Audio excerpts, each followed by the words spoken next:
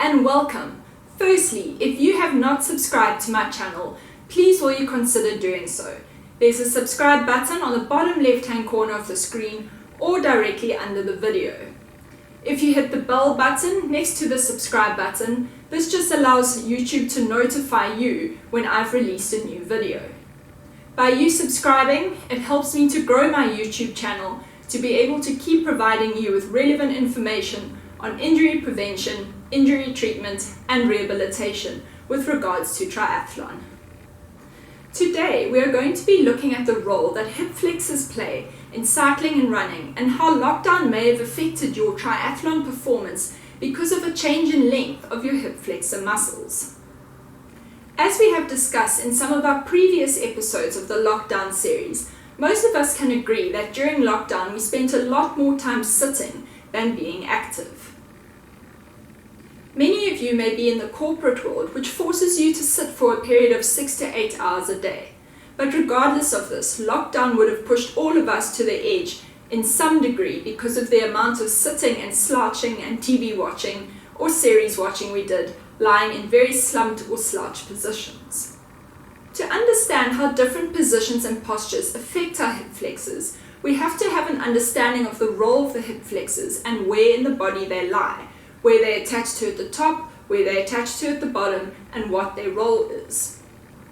Did you know that your hip flexor is the only muscle in your body that attaches your upper body to your lower body? It's a pretty vital muscle.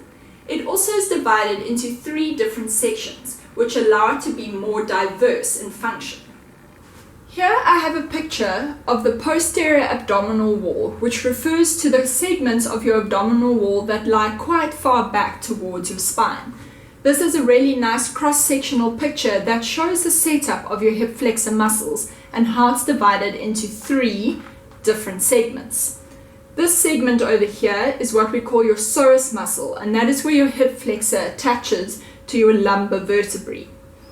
This section over here, that big meaty section, sits on the inside of your hip bone, and that is called your iliacus muscle. Where your psoas muscle and your iliacus muscle join at your hip joint, they form what we call your iliopsoas muscle, where it becomes a tendon just over your hip joint. The function of all of these muscles put together perform the following actions. They flex your thigh at your hip. They flex your trunk at your hip. They side flex your spine. They provide a corset of stability to your lumbar spine, and they rotate your hip outwards. The hip flexor is involved in so many triathlon injuries because of how much it is used and the position that it is used in. If we look at the aero position, your hip flexor is constantly used in a shortened position as your trunk is flexed or bent over at your hip for the duration of the ride. To lift the pedals up for each pedal stroke, your hip flexor is flexing your thigh at your hip. To maintain a steady pelvis with each pedal stroke, your hip flexor is also working alongside your other core muscles to provide stability.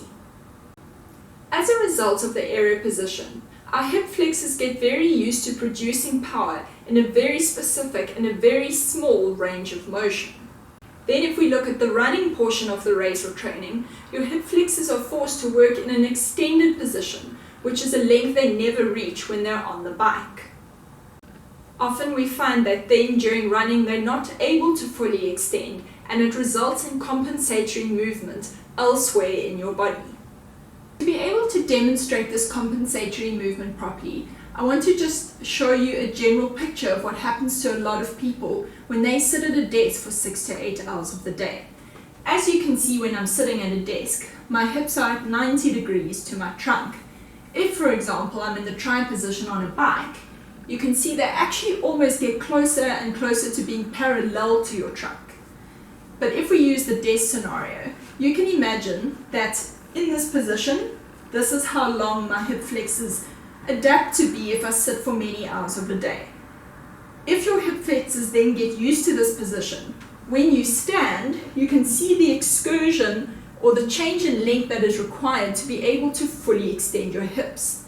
If your hip flexors get locked or get stuck in a shortened position, they're not going to be able to fully extend your hips. So instead of extending, your back goes into an anterior pelvic tilt. This is a common problem in triathletes because of the amount of time that is spent in such a bent over aero position, but also just from people that work desk jobs and have to spend a lot of time sitting during the day. If your body is not able to achieve a fully extended position at your hips, it will find a method and a way of achieving the motion it needs to get to. Our bodies are very clever, sometimes to our detriment, but they will always make a plan.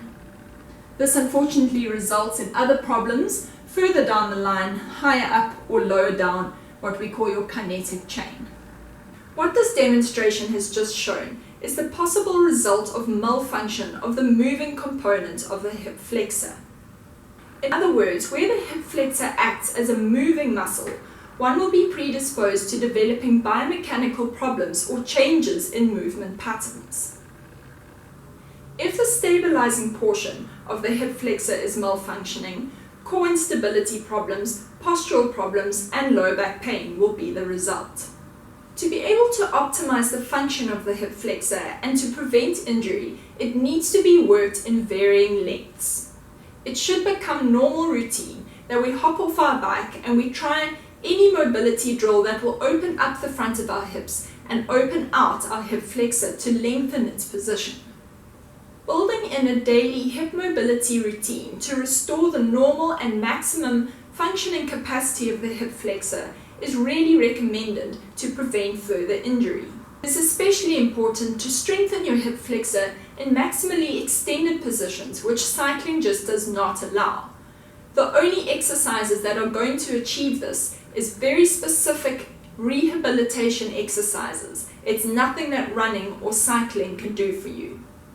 I have put together a simple and time-efficient hip flexor routine which addresses lengthening and strengthening of the hip flexor to maximize performance in all aspects of the triathlon. It is a quick and simple routine which allows you to fit it in a 20-minute gap in your day and only requires a foam roller and a TheraBand to complete. If you enjoy this routine and would like a progression of these exercises, please contact me directly for the full hip flexor program.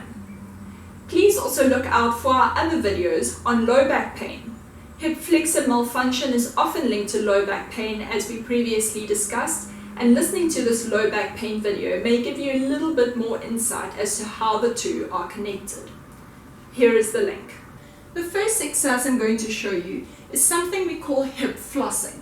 It is a dynamic mobility exercise, which means that you're not holding a sustained stretch for like 30 seconds. There's a big movement away from just holding what we call passive stretching.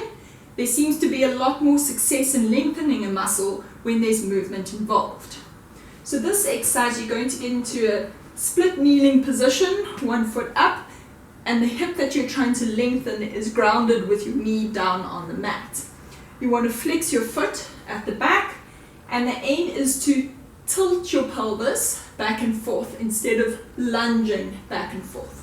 If you picture your pocket on the front of your hip being tilted up towards the ceiling, that's the kind of movement we are trying to achieve. All you're going to do is work into what we call posterior pelvic tilt by squeezing your bum and almost pulling up with your abs.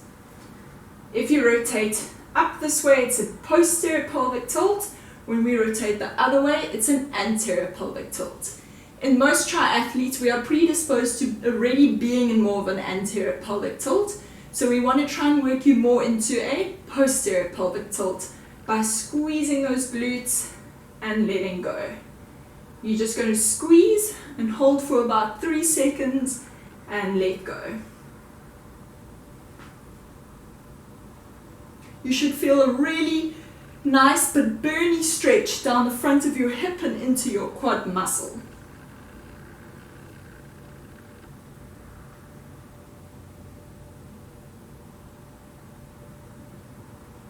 Next exercise, we're going to be working into what we call eccentric hip flexion. This means that you're performing a lengthening action of your hip flexor, which requires a lot of control and less force, as we would say.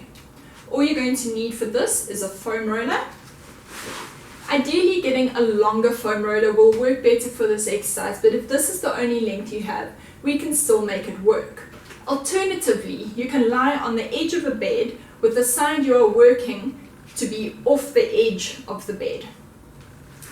With the foam roller, you're going to place it under your back, place a pillow under your head, and all the foam roller does is it requires more stability from your core to be able to hold this position while the foam roller rocks a bit. So all you're going to do is place your arms at your side.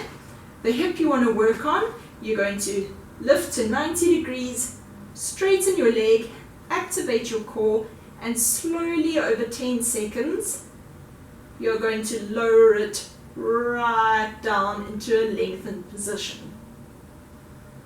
And then slide back up. Up to 90, straighten your leg, activate your core, and lower down very slowly. As you're lowering, make sure you don't go into an anterior pelvic tilt and hollow out your back. You want to activate your core to keep your back sucked into the roller as you lower down. If you want to make this exercise harder, take your hands up off the ground and try and perform this exercise by balancing. It's a lot more difficult. So bend, straighten. So you can see how I wobble. This is normal. It's good to challenge your balance. If that's even too hard, you can place your elbows down as you slowly lower yourself down. As I said, you need to lower your leg down over a 10-second period. The more time under tension there is, the more result you're going to get out of this exercise. If you repeat this 10 times, have a 1-minute break and do 3 sets of this, you'll really feel like your front of your hip has been nicely opened up and allows you to get your leg into a fully extended position. This exercise we call marching bridges. It's a very good core stability exercise as well as working the concentric or the shortening action of your hip flexors. This means that we are targeting 2 rolls of the hip flexors with 1 exercise, killing 2 birds with 1 stone. This is a great exercise. All you're going to need for it is a TheraBand. You're going to place a TheraBand around your feet. You're going to lie on your back. Activate your core so that your back is nicely flattened against the ground. You're going to squeeze your bum, push into your heels, and push your bum up into a bridging position. From here, you're going to perform what we call a march. So flexing your foot, you're going to lift one leg up to create resistance in the band, and the other leg. The aim is not to let your pelvis drop from side to side as you change legs. This is where using your core comes into play. If you activate these deep core stabilizers properly, you'll be able to lift your hips and switch sides without too much of a drop in your pelvis.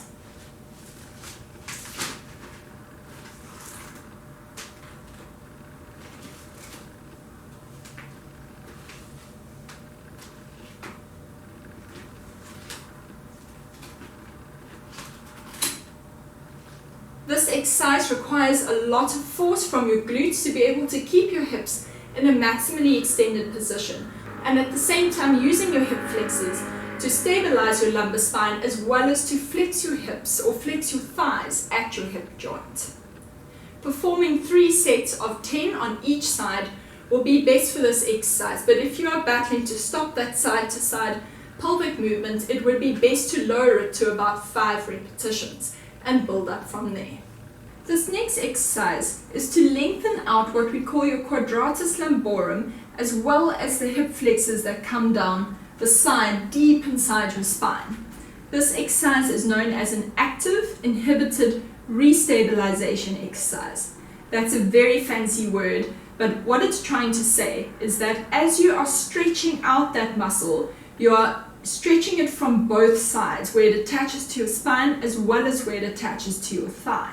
So what you're going to do for this exercise is find a wall. You're going to put your heels and bum, back, shoulders, arms and hands and head against the wall so everything is flat. The side that you want to stretch, let's say for example is the left hand side, you're going to lift that arm up, keeping the elbow and hand on the wall, and you're going to slide down towards your right ankle, keeping everything on the wall. When you feel your left heel start to lift, you're going to actively pull your left heel down while keeping everything flat against the wall. You should feel a really strong stretch down your left flank area of your back. It's quite a hard position to hold because you are fighting gravity, but if you can hold this position for 15 seconds before returning to the upright position, this will give you the maximum benefit of doing the exercise.